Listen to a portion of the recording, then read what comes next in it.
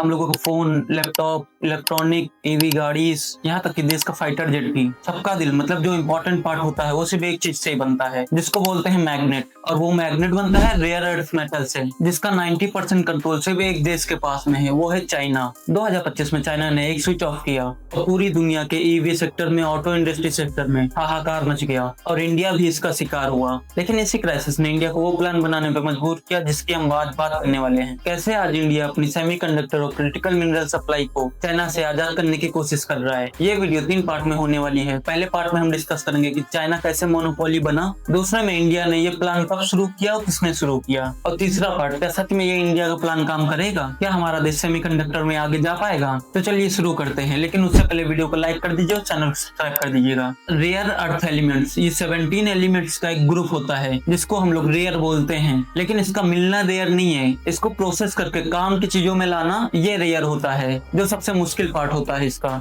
और यही प्रोसेस वाले पार्ट में चाइना पिछले 30 साल से लीड कर रहा है और इसको कंट्रोल कर रहा है। आज के टाइम पे चाइना दुनिया के रेयर अर्थ मेटल का 60 से 70% अपने कंट्रोल में रखे हुए है, जो permanent magnets, EV, wind turbine, fighter jet और डिफेंस की सारी चीजों में यूज होते हैं। उनका 80 से 90% प्रोडक्शन सिर्फ चाइना में होता है और यही चाइना की पावर है। और इस पावर को चाइना ने सबसे पहले दिखाया था 2010 में। जापान के साथ में एक फिशिंग ट्रैवलर डिस्प्यूट हुआ और चाइना ने जापान के सारे रेयर अर्थ मेटल की सप्लाई बंद कर दी। और यहीं से पूरी दुनिया को समझ में आया कि रेयर अर्थ मेटल का वेपन कितना ज्यादा डेंजरस है, क्योंकि अगर ये सप्लाई बंद हुई तो देश की पूरी इलेक्ट्रॉनिक इंडस्ट्री जो है नीचे गिर जाएगी।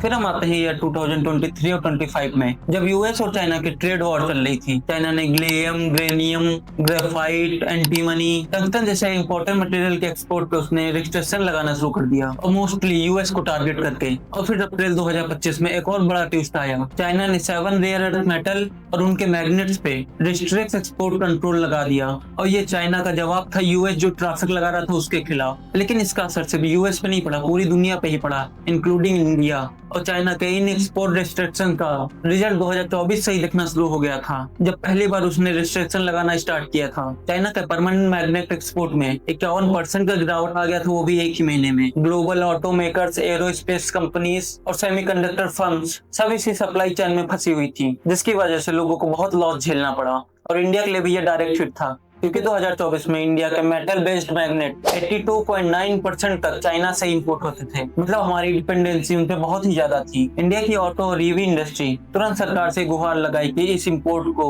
तुरंत रिसॉल्व कराया जाए। कुछ कंपनीज ने रिपोर्ट किया कि उनकी प्रोडक्शन 50% से कम हो गई है और अगले महीने तक 0% होने का भी डर है। सोचो इतनी ज्यादा डिपेंडेंसी थी हमारी चाइना पे। लेकिन फिर अगस्त 2025 आते आते हम लोगों को थोड़ा रिलीफ मिला। चाइना के फॉरेन मिनिस्टर वांग ई के इंडिया विजिट करने के बाद चाइना ने रेयर मेटल, फर्टिलाइजर और टनल बोरिंग मशीन पे जो है कर्ज हटा दिए। लेकिन ये इंडिया के लिए कोई परमानेंट सोल्यूशन नहीं था, एक टेम्परेरी सोल्यूशन था, क्योंकि नवंबर 2025 में चाइना ने फिर से एक बार 7 रेयर अर्थ मेटल पे नए एक्सपोर्ट कंट्रोल लगा दिए, ये कहते हुए कि ये नेशनल सिक्योरिटी और नॉन प्रोलिफिकेशन के चलते हुआ है। और एक रिपोर्ट के मुताबिक चाइना ने इंडिया से एक लिखित गारंटी भी मांगी थी कि इंडिया सिर्फ अपने डोमेस्टिक यूज के लिए ये सारे मेटल यूज करेगा, अपने थ्रू यूएस को एक्सपोर्ट नहीं करेगा। तो ये सिर्फ एक ट्रेड नहीं थी, ये पूरी एक जियोपॉलिटिक्स थी। अब असली सवाल आता है कि इंडिया ने इस मोनोपोली को तोड़ने के लिए क्या किया है और कब शुरू किया है। लोग सोचते हैं कि इंडिया का सेमीकंडक्टर प्लान अभी नया है, लेकिन नहीं। इंडिया ने अपनी state owned semiconductor company semiconductor complex limited SCL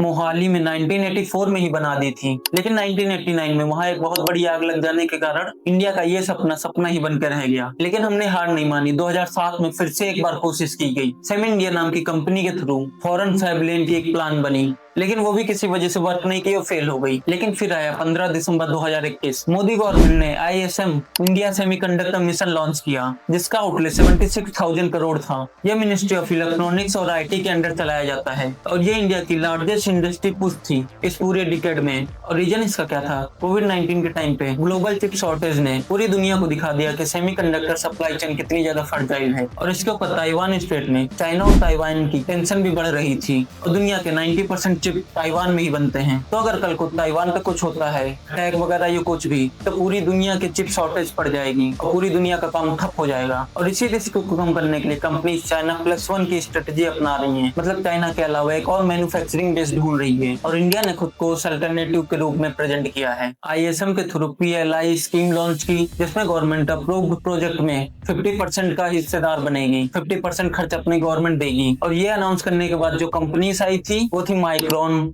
Tata electronic plus PSMC, CG power plus Renesas plus star, Tata electronic, OSAT, Kaynes technology और HCL। ये सारी कंपनीज इंडिया में लगी और इस पे R&D कर रही हैं। ये सारी कंपनीज के टोटल अप्रूव प्रोजेक्ट मिलाकर कंबाइंड इन्वेस्टमेंट इसमें 1.6 लाख करोड़ से भी ज्यादा है। और 2026 के यूनियन बजट में गवर्नमेंट ने ISM 2.0 भी लॉन्च किया, ताकि इंडिया सिर्फ असेंबली तक न रुके बल्कि पूरी वैल्यू चेन बिल्ड करे। रेयर अर्थ क्रिटिकल मिनरल के प्लान सेमीकंडक्टर के साथ साथ इंडिया ने अपनी क्रिटिकल मिनरल सप्लाई चेन पे भी काम शुरू किया। जनवरी 2025 में NCMM national critical mineral mission launch किया, जो कि 2024-25 से 2030-31 तक था। पूरे 7 साल का प्रोग्राम है ये, जिसका आउटले 34,300 करोड़ रुपए हैं, जिसमें से 16,300 करोड़ जो है गवर्नमेंट देगी। और इसी के साथ में साल 2023 में इंडिया ने 30 मिनरल को आइडेंटिफाई किया था, lithium, cobalt, rare earth metal, graphite, silicon, copper वगैरह। माइंस एंड मिनरल अमेंडमेंट 2023 के थ्रू लिथियम, नियोबियम, टाइटेनियम जैसे रेयर अर्थ मेटल को इंडिया ने एटॉमिक लिस्ट से हटा दिया, जिसकी वजह से प्राइवेट कंपनी भी इसको एक्सप्लोर कर पाए और जल्दी से ये इंडस्ट्री बूस्ट हो पाए।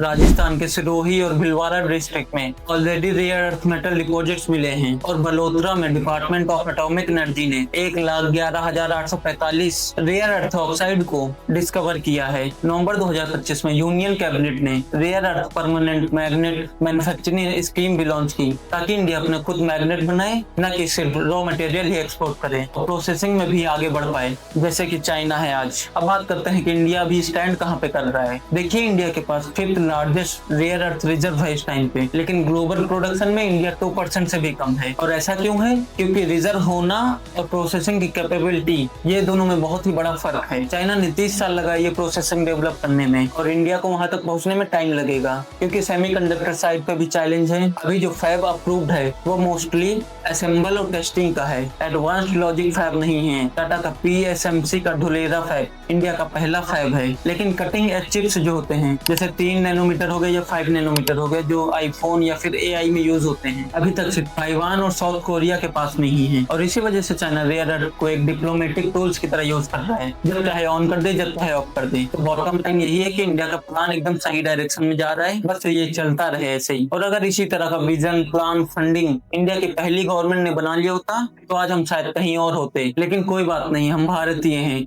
देर आते हैं लेकिन दुरुस्त आते हैं। तो आप लोगों का क्या ख्याल है इस पे? क्या इंडिया चाइना की मोनोपोली को तोड़ पाएगा? कमेंट करके जरूर बताएं। और अगर वीडियो थोड़ी भी इंफॉर्मेटिव लगी हो तो वीडियो को लाइक कर दीजिए, चैनल को सब्सक्राइब कर दीजिए। मिलते हैं अगली वीडियो में। जय हिंद, जय भारत।